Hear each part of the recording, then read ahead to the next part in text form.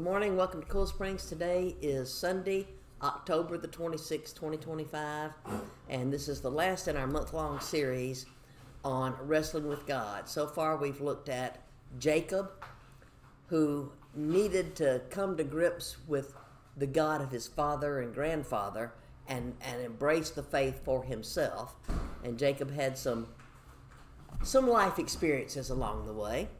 Then we looked at Moses answering the call and the objections Moses had. Last week we looked at Jeremiah, and today we're going to be looking in the book of Ruth in the Bible, because we're going to be looking at Naomi, Ruth, and us. Yesterday, it just happened to be my high school's 50th anniversary reunion, and so I drove up to Atlanta and back all in one day. So I'm a little bit stiff and sore this morning. But one of the things that was nice about the reunion, and it ties into what we're looking at today with our wrestling with God, is that the folks that came to the reunion, we had of course high school annuals there, and we had some pictures of classmates who have passed away in the intervening years.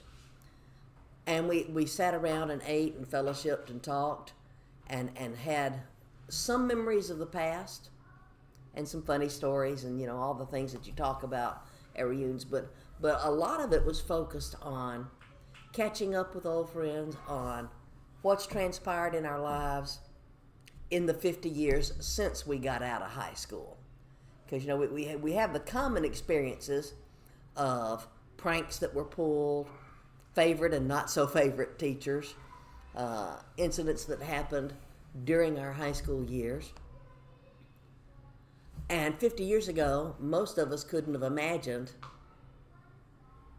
being 68 years old and being, senior adults. But here we are. But not all of us. Some of them didn't even make it to the 10-year reunion, let alone to the 20th or 40th or 50th reunion. And so we took time to reflect back on those people. And that's part of our wrestling with God. What we're going to see today in the book of Ruth is that Naomi is going to wrestle with God, particularly when it comes to, God, why did you let this much tragedy fall on me? Did I do something wrong? Do you not like me? Why is all this happening to me? Because Naomi's going to experience a great deal of loss. She and her husband have children, 2 boys, Milan and Kylion, whose names mean sickly and puny. And a lot of times in the biblical era, people will either name their children something that they hope is a prophetic blessing on their future, or it'll be a characteristic. Well, obviously, Elimelech, the husband, whose name means God is my king. Melech is king, and Eli or El is a title for God. God is my king. He's married to Naomi, whose name means sweetness or pleasantness. And their 2 kids are named sickly and puny. So obviously these boys weren't the picture of health. At the reunion yesterday, I was sitting at a table during the meal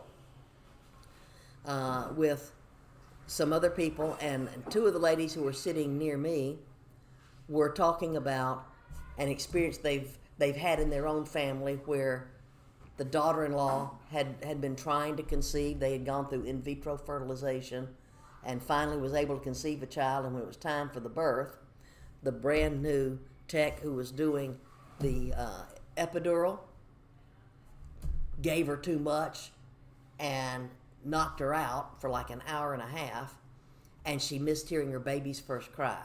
And she'd been waiting for years and trying very hard to have a child, and how upset the family was that she was so knocked out that she didn't even get to experience the joy of this miracle child being born and hearing baby's first cry and having the baby laid on the chest and all, because now they're having to work on her because they realize they've over-medicated her. Well, Naomi and Elimelech have had kids. These kids aren't the picture of health. And while they're growing up, sickly and puny, the nation starts to experience severe famine. Right off the bat, everybody should have known, if we're experiencing famine as a nation, it means there's a spiritual problem. Because you see, before they even went into the promised land, in the book of Deuteronomy, which is really Moses' last 3 farewell sermons to the people, he told them before they even crossed the river to go into the promised land, that if you obey God, these are the blessings God will give you. But if you disobey, here are the curses that will come upon you. And the curses were in direct proportion to the blessings. And one of those had to do with having the right amount of rain at the right time of year so that you could have your crops and you could refill the streams and the lakes and you'd have water for yourselves and your animals. So if there's a famine in the land during the time of the judges, which is when Ruth takes place, then the nation's been disobeying God, and they need to stop and think, what are we doing wrong? We need to have a revival. We need to repent and turn back to God. But they were slow learners in this case, because the famine, first it started out to be a little bit of famine, then it got worse and worse and worse and worse, to the point that everybody's now experiencing this severe famine. And Elimelech and Naomi moved their family out of God's land. There's nobody to help them during this time of hardship.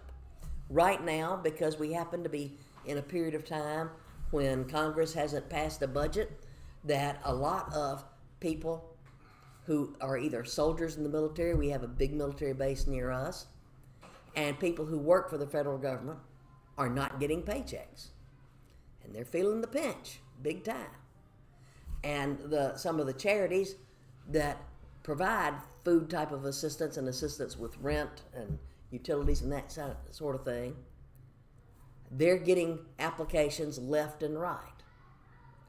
And sometimes it's more than what they have the resources to be able to meet. They're trying to help where they can, but they don't have all the resources necessary to meet this big of a need.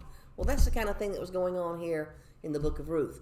Nobody could help Elimelech and Naomi, at least they felt that way, because they moved out of the nation, went across the Jordan River to the country of Moab, where they're going to dwell for a while.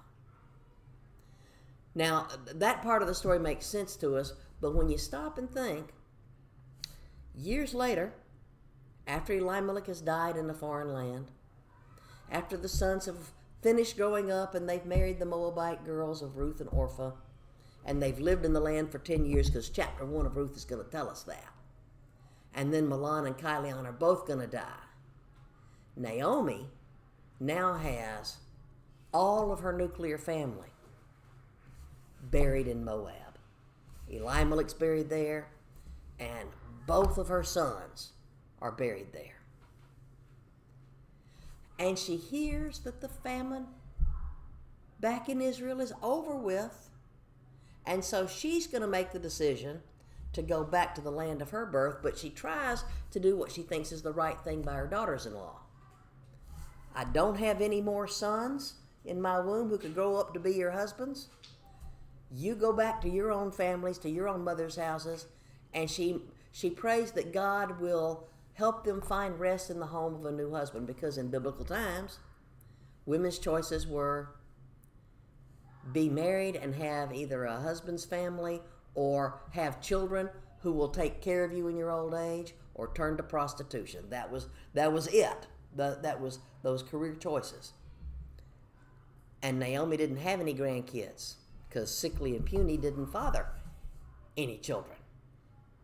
So she's hearing that the famine's over with. But the part that a lot of times gets overlooked in the story is that Naomi goes back to her village, and her village is there. What does that mean? not everybody made the decision that Elimelech and Naomi made. Some people stayed through the famine and somehow managed to eke out just enough of a survival lifestyle to still be there when the famine was over with. Naomi is going to return to the land of her birth. One of her two daughters-in-law, Orpah, is going to listen to what her mother-in-law tells her. She will obey Naomi's instructions and she'll go back to her family. And Naomi will actually bless her for doing that. Naomi will also try to use a little bit of peer pressure on Ruth, whose name means Rose of Sharon. So apparently, even though she's from a not wealthy family, because she's married into a poor family, if she was from a wealthy family, they could afford to have her marry off into a higher society family. But apparently she's a beautiful girl. And her beauty is not just the skin deep kind. We know from earlier in the biblical record, in the Genesis story, that when Jacob first went up to Uncle Laban's house, and he went there with the purpose of finding a bride, he discovered that Uncle Laban had two daughters, Leah, and the Bible describes it as she has dull eyes, which is their way of saying she was plain. But Rachel was beautiful like a little ewe lamb. But you see, the thing about it is Rachel's beauty was only skin deep. Because Rachel's going to do a lot of things, including when it's time to go home to Jacob's family 20 years later, Rachel's going to steal her father's pagan idols and take them with her. She hasn't really fully embraced the God of her husband. Rachel's beauty, skin deep. She had some issues. But Ruth apparently is beautiful inside, which is way more important than being beautiful outside. But she had both gifts, inner beauty and outer beauty. And it's Ruth who tells her mother-in-law, when her mother-in-law is pleading with her, look, you see what your sister-in-law did? You go do the same. You go back to your mama's house. I have nothing to offer you.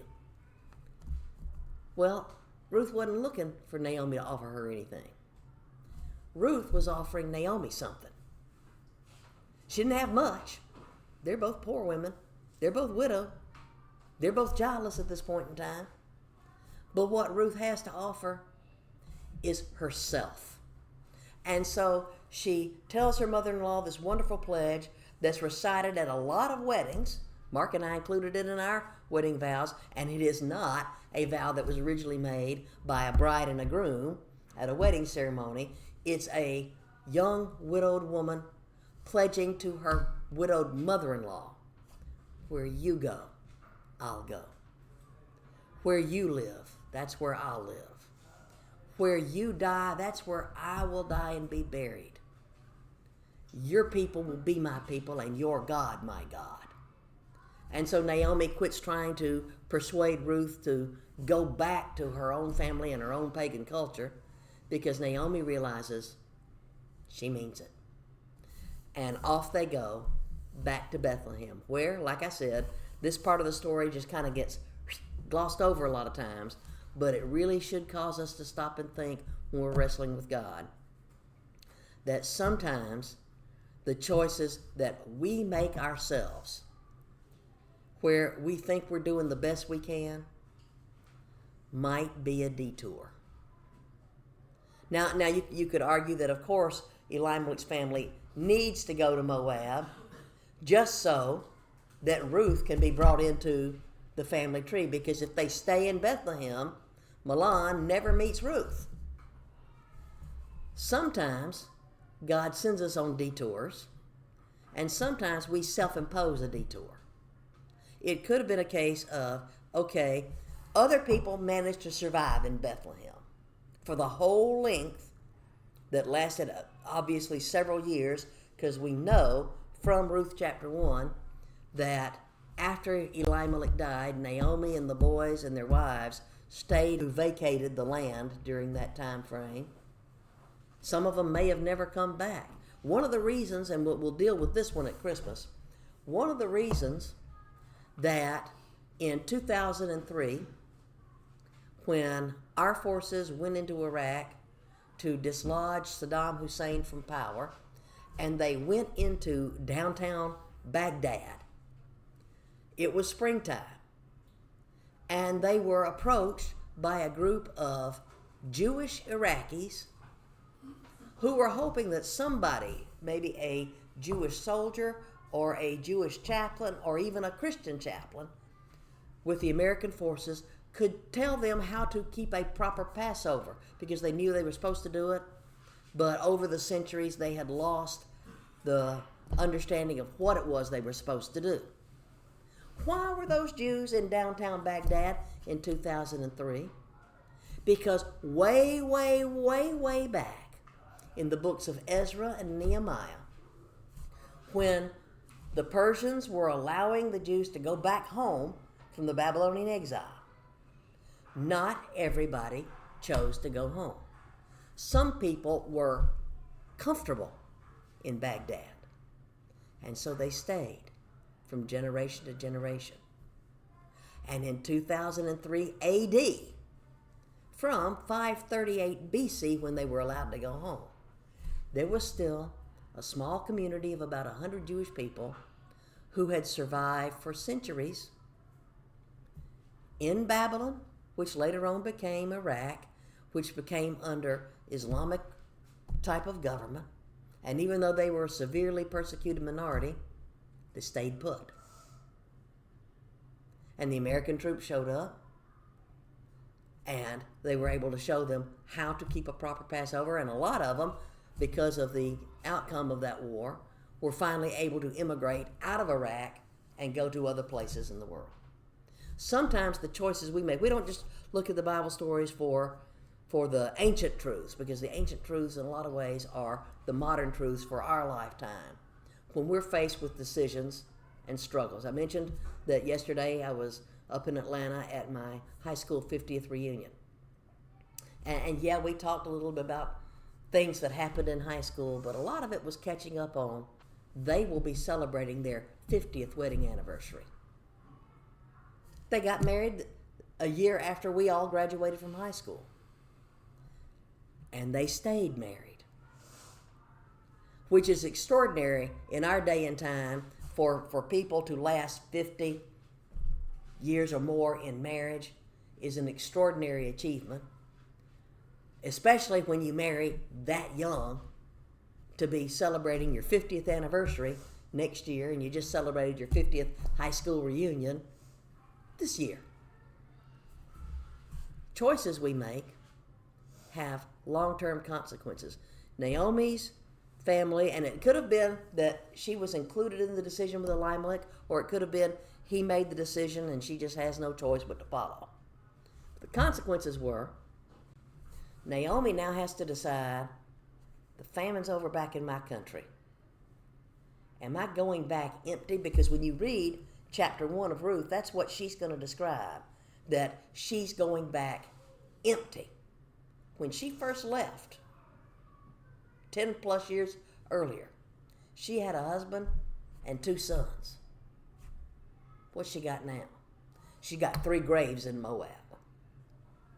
And in fact, the decision to move is something people need to think about. Naomi's family is buried in Moab. She goes back to Bethlehem. She's saying goodbye forever to the graves. Yesterday was a really, really long day for me, in part because, all right, I knew I had this reunion to go to, but the reunion's in the evening hours. I could have gotten up, had breakfast, done lunch, and then driven up just for the reunion. But I wanted to go visit my parents' graves, and I contacted both of my surviving brothers. There's 3 of the 6 of us left now. One of them lives in northeast Georgia, about 30 minutes from the South Carolina state line. The other one lives in northwest Georgia, near both the Alabama and Tennessee borders. So for them, it's like an hour to an hour and a half trip to come down to Atlanta. For me, it's 4.5 hours one way. But it was a good opportunity for us to get together, so we agreed to meet at a restaurant near the cemetery where our parents are buried, and then we could go over and visit the graves. I don't get to visit my parents' graves very often. It's 4 hours away. During the entire COVID epidemic, when nobody was going anywhere, there was a 4-year stretch of time when I could not get up there. So we did our little family reunion at lunchtime and visited with each other and caught up on life. And then they went back home, and I went to the reunion and got there a little bit early and just kind of hung out around the area. Naomi is making a decision to leave those graves of her husband and her sons behind.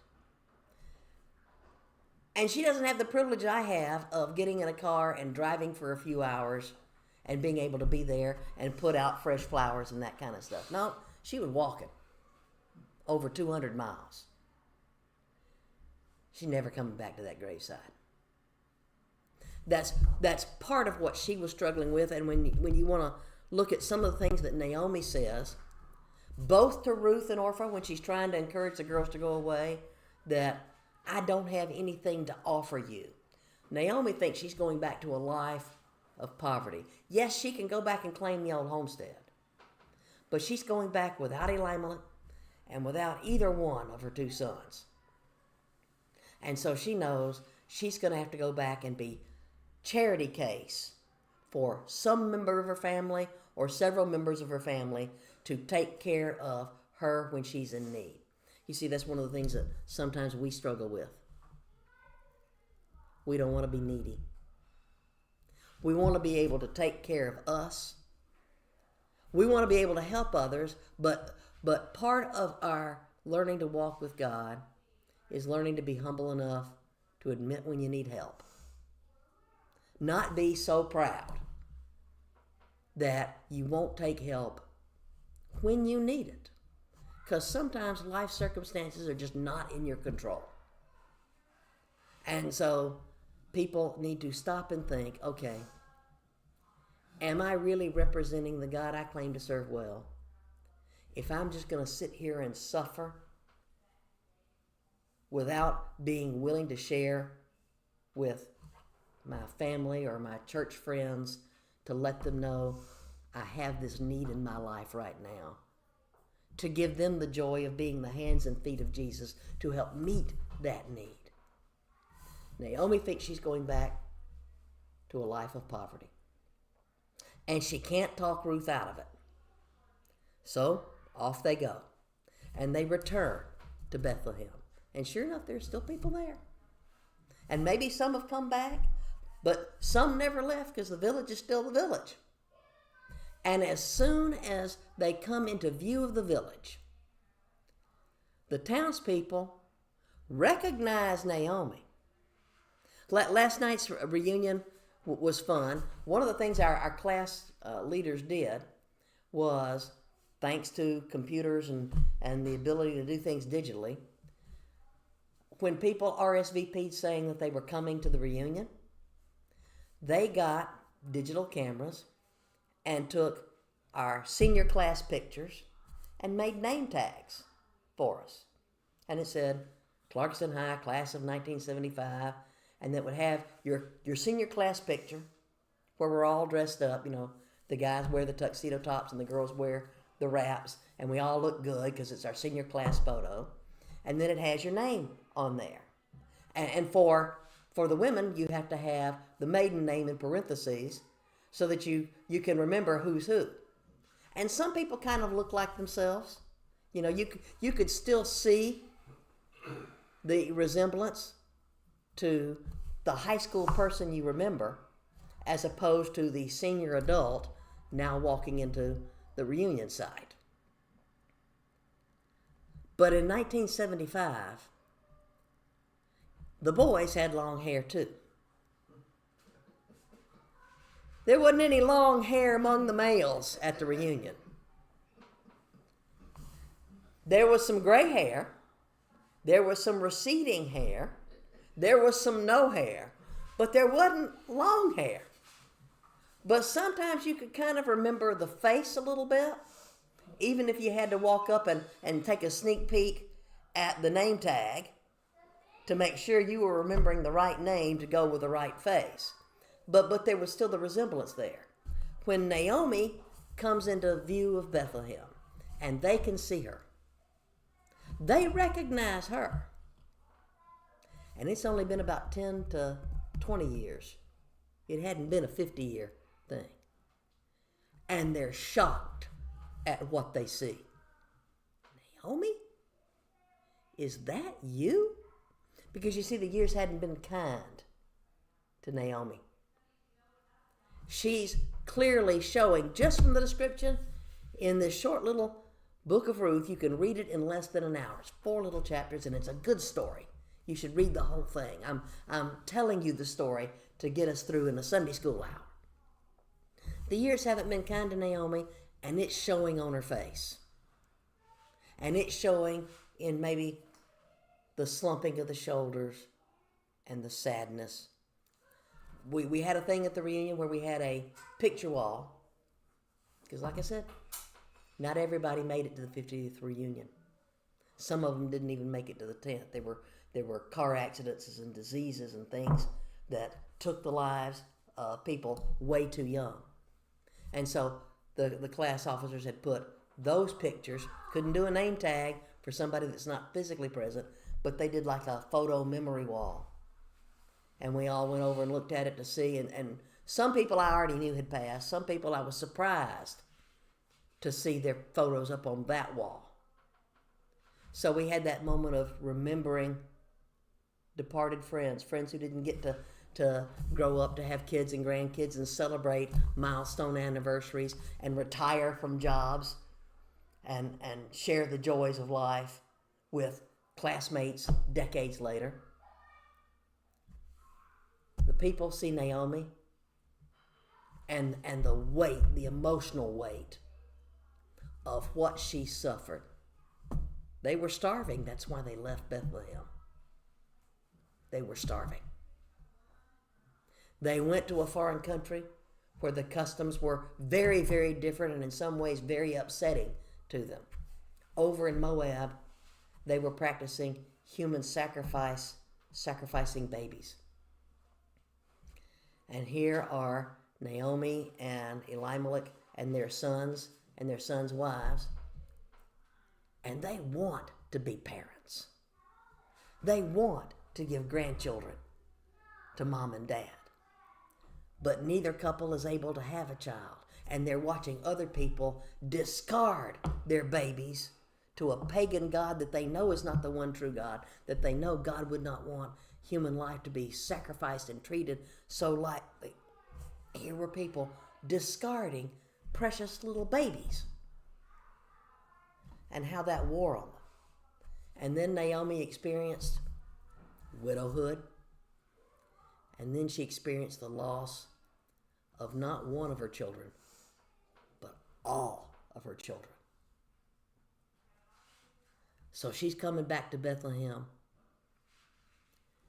and she's weighed down with grief. And she's gotten it into her head that somehow she must have done something to make God mad, that God doesn't like her, that God's heaped tragedy on top of tragedy on top of tragedy on her. Because she's moved away from God's people. I mean, who did she have that could be a spiritual advisor when she's living in Moab among people who are practicing a pagan religion? Even that daughter-in-law, Ruth, who was raised in that pagan culture, is saying, I need to leave that culture. Your people are going to be my people, and your God's going to be my God. Because she had learned enough from living in the household with her husband and her in-laws that the God they worship is way more attractive than this pagan throwaway human life type of God or gods. Naomi's got to raise Ruth up in the faith a bit. So when she comes into Bethlehem, the townspeople are looking at her. Naomi, is that you?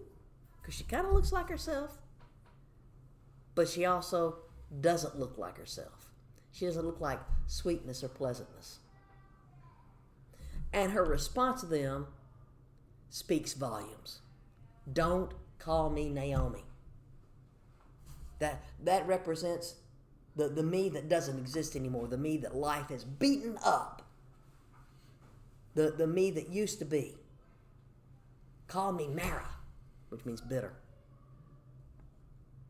And they don't recognize Ruth because this is Ruth's first time being in Bethlehem. So the townspeople see Naomi, and they realize the years haven't been kind to her. And maybe they would want to offer Naomi more comfort, more companionship, and more help.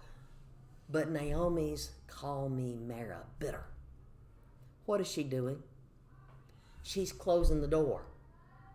She's pushing people who otherwise would want to help away. She's wrapping herself in a cocoon, an emotional cocoon of bitterness and loneliness and feelings of unworthiness. God must not like me.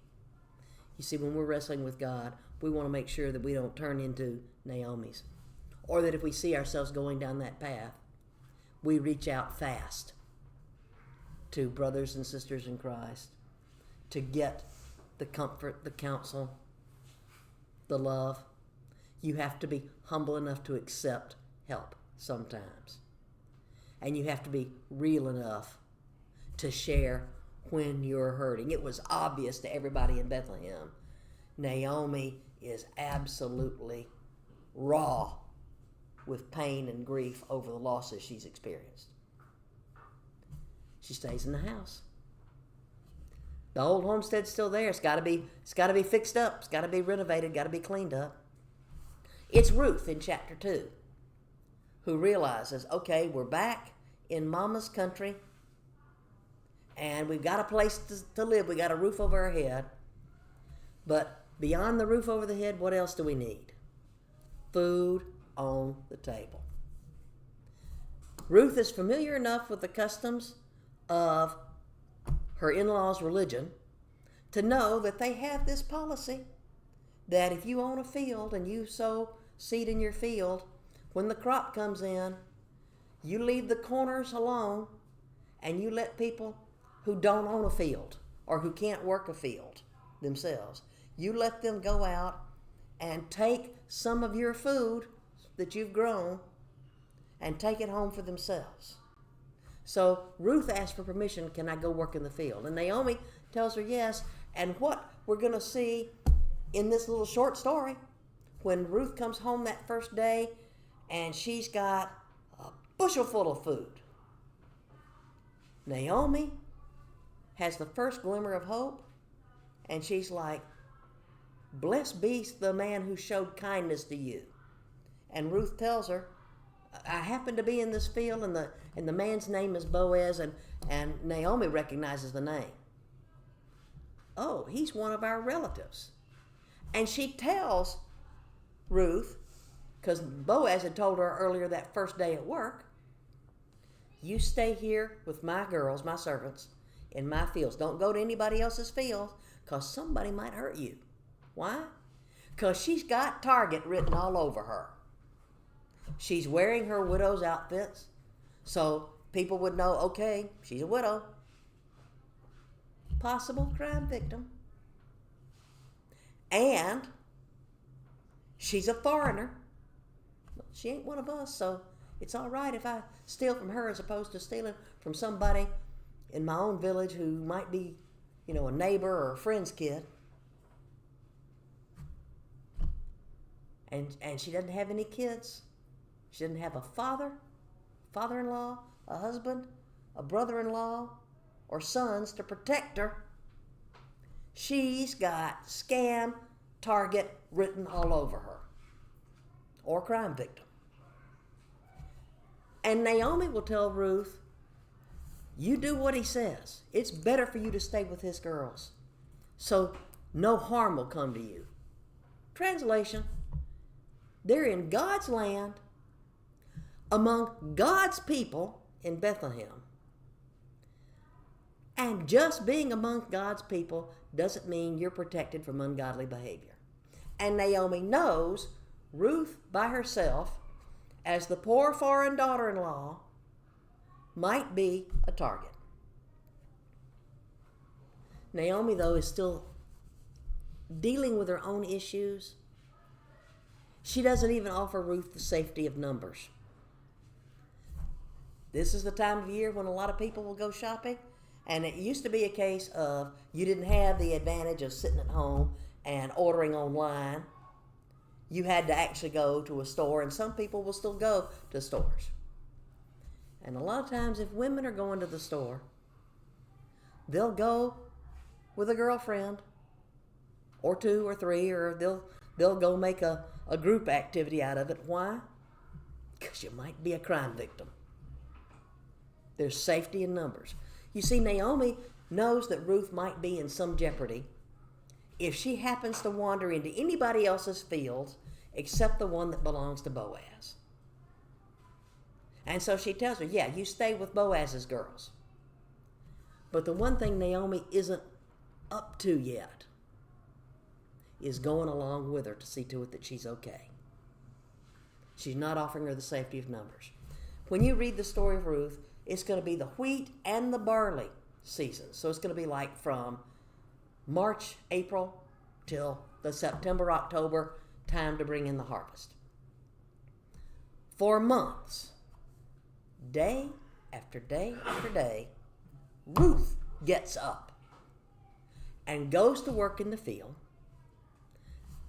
doing the bending over, back-breaking work of picking the crops, putting it in the basket, and then having to tote the basket back home, and then prepare the food so that she and Naomi can have something to eat. She's got to do that day after day after day, week after week after week, month after month after month. Because it's taking that much time for Naomi to start to have the fog of grief and the despair of what she's lost and can never get back again, Elimelech and Mahlon and Chilion. For Naomi to start coming out of the bitterness and the hurt and to realize a little bit at the time, because sometimes that's how it happens to you. You might get a sudden epiphany, a sudden moment of just overwhelming God's presence. But a lot of time it's a little bit at the time. Today didn't suck as bad as yesterday did. It wasn't necessarily something joyous that happened today, but it didn't hurt so bad. Got through it. Naomi's been now getting through it. Ruth's going to work every day. Naomi's keeping house. She's interacting with the other women in the village. She's probably going to the well to get the water because Ruth's out in the field working from sunup till dusk and coming home, and they're preparing their meal. And she's not alone. She's got that daughter-in-law for companionship. And she's starting to see that God's providing for us.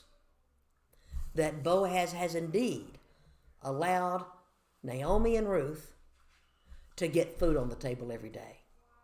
He has paid the grocery bill every single day.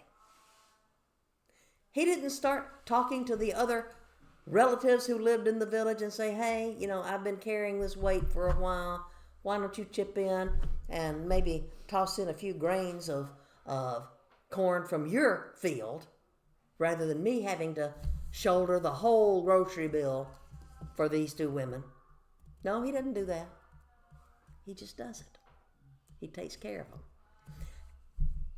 And Naomi sees not only that Boaz is taking care of our physical need for food, but Ruth is as good as her word. She's going to work every day. She's not even taking a single day off to maybe try to attract one of the younger men in the village and see if she can catch herself another husband. No. She said, your people will be my people. Where you go, I'll go. Where you live, I'll live. She's doing it. And because Ruth is showing kindness to Naomi and being faithful to Naomi and loving on Naomi through Naomi's grief-stricken days, through her days of bitterness, through her days of maybe being angry at God. What did I do, and why are you so angry at me? Why did you let all this happen to me? No, she's starting to see a little bit of light in her personal darkness. And so at the end of the second harvest season, the barley and the wheat harvest season, now Naomi mentions to Ruth one night over the dinner table, shouldn't I seek for your welfare? Naomi's practical. That practicality's coming back out. She realizes what this girl has done for her, how this girl has helped her. But you see, Naomi could make a bad choice. She could be selfish and want to keep Ruth all to herself.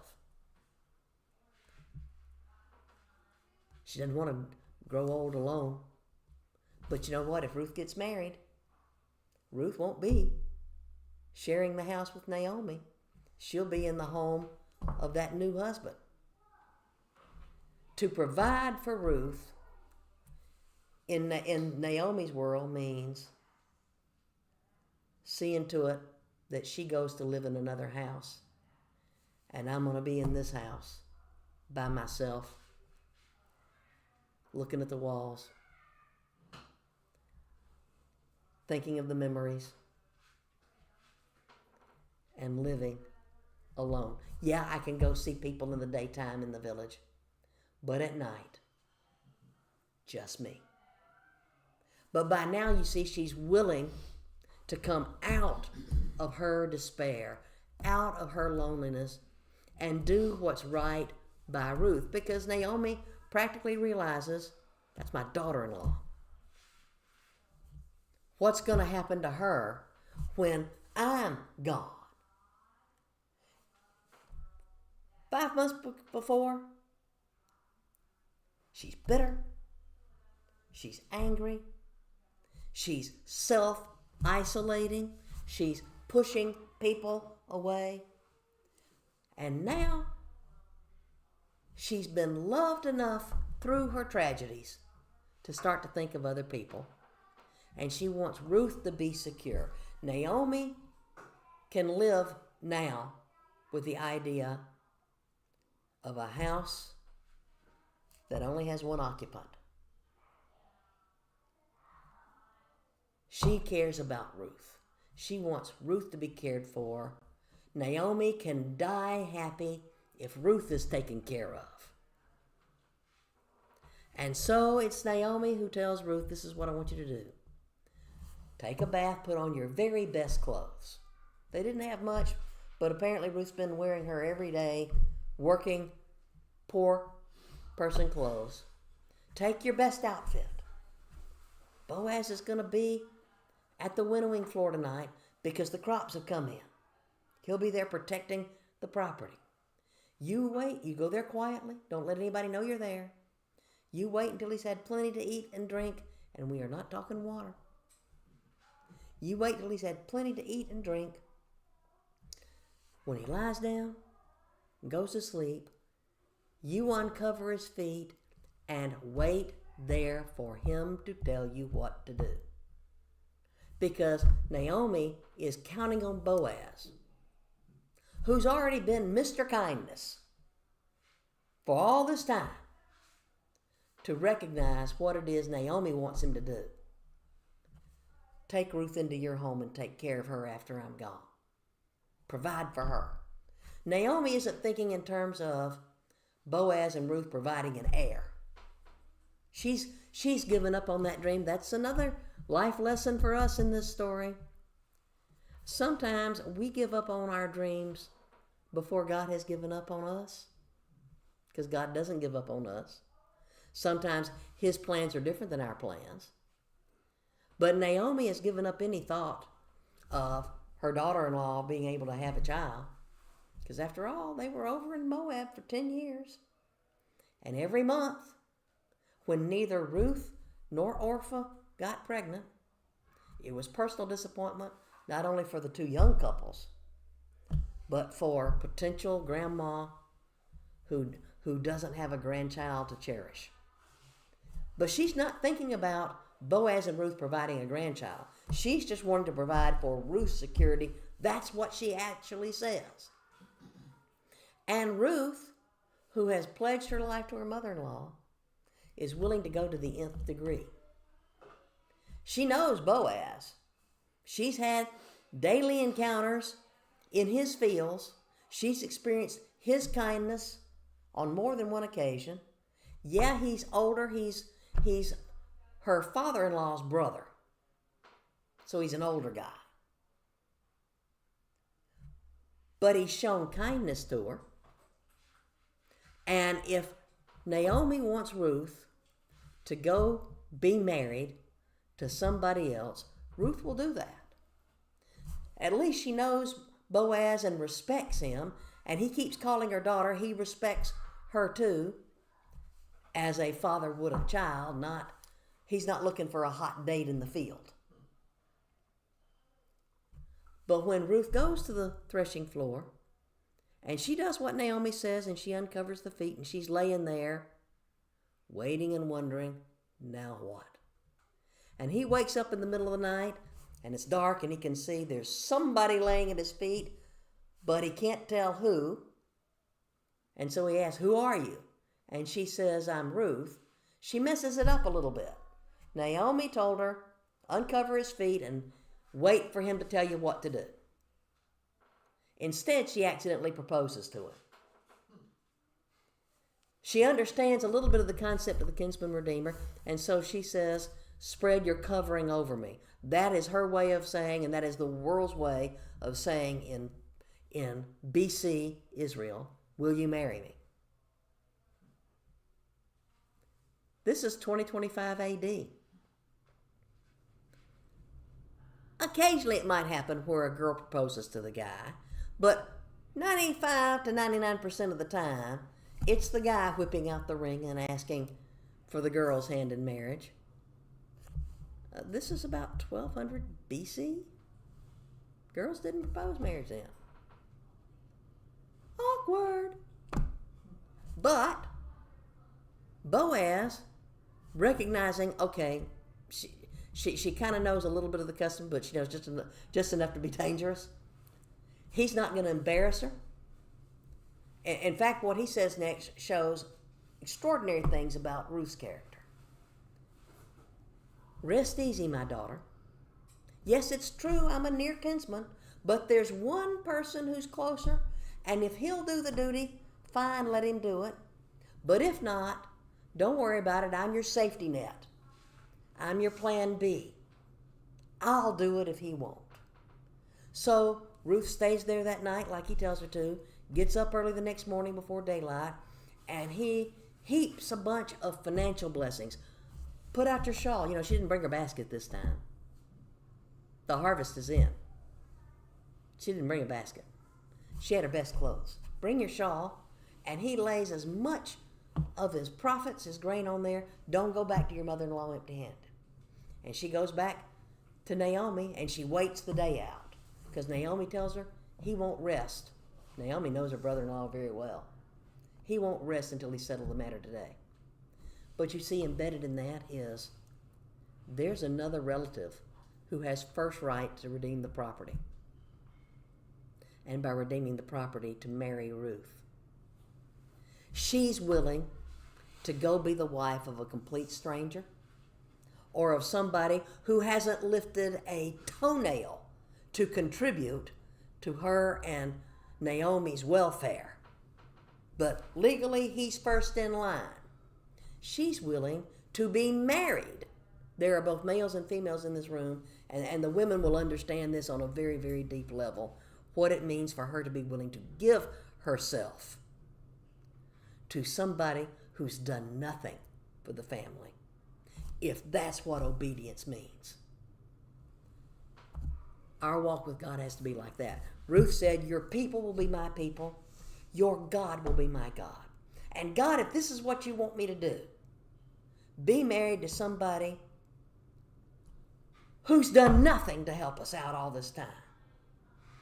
If being the wife of that kind of a man is what you want for me to be obedient to you, here am I. Ruth is waiting at Naomi's house that day, knowing that she's going to be married to somebody. It's her wedding day. She just doesn't know who the groom is. I got to be honest. When the back doors of the Columbia Drive Baptist Church opened up and Dad and I started to walk down the aisle, I knew who the guy at the other end of the aisle was. And I was more than happy to go be married to him. Could I walk down the aisle and go be married to a complete, total stranger? A stranger who had made no effort to get to know me or to take care of me or my family or any of the needs? Ruth had that kind of faith. Boaz works out the deal with a relative. Naomi's selling Elimelech's field. You've got first right to buy it. And then I'm after you. Let me know what you want to do. I'll buy it. When you buy it, you also have to acquire Ruth, the Moabitess, to raise up a child to the dead man's property. Never mind. The fine print's a little bit more than the interest rate I want to pay. You do it. Boaz was more than willing to do it. And in fact, Boaz did the spirit of the law, but not the letter of the law. The law didn't require the other relative to marry Ruth. Technically, he could have gotten away with saying, I'll marry Naomi. She's old anyway, so am I. No possibility of any kids. Because these are Elimelech's brothers. The right of kinsman redeemer belonged to marry Naomi.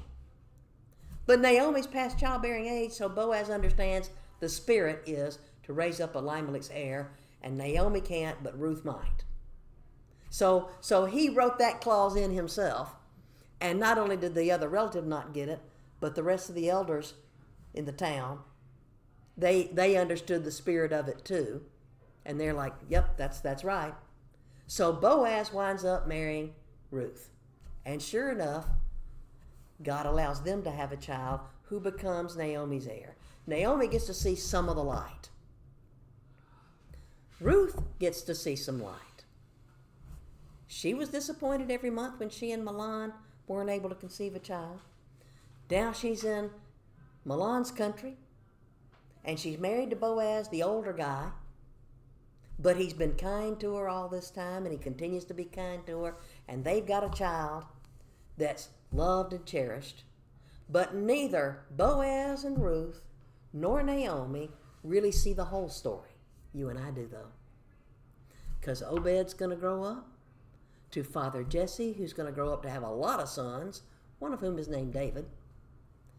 David is going to grow up to become king of Israel, and among David's many descendants will be a girl from the village of Nazareth called Mary, who will be the mother of the Messiah.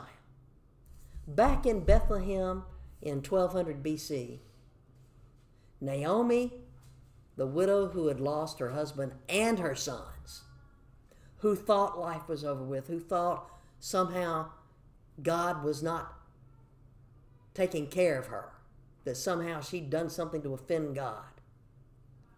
She got over the bitterness because she experienced the love of Ruth and of Boaz and of the neighbors who welcomed her back. Because in chapter 4, when the baby is born and Naomi is now grandma and is taking care of the baby, the village women are celebrating with Naomi. And they're calling her Naomi again. They're not calling her back Mara. She's not bitter anymore. Look, your daughter-in-law Ruth's been better to you than 7 sons. They all see part of the story. There's a life lesson for us. Even when things work out to our ultimate good, sometimes through suffering, sometimes through loss, sometimes through pain, sometimes through not being able to see the whole picture, God's still out there, and we still got to trust in His plan, even when we don't see the whole story. This month we've been focusing on wrestling with God. Next month, and oh, by the way, next Sunday, it's time to turn the clocks again, so you will go backwards. We spring forward, we fall back. If you don't, you'll be tuning in and showing up as we're heading into church. Your choice. But next month, because it is the month of November, we're going to look at giving thanks. And an odd person, maybe, that you would think for us to be our first give thanks person. We're going to look at Nebuchadnezzar, Babylonian pagan king, who has some life encounters of his own and who winds up giving his testimony. So next week you might want to read ahead Daniel, just chapter 4. Thanks for watching.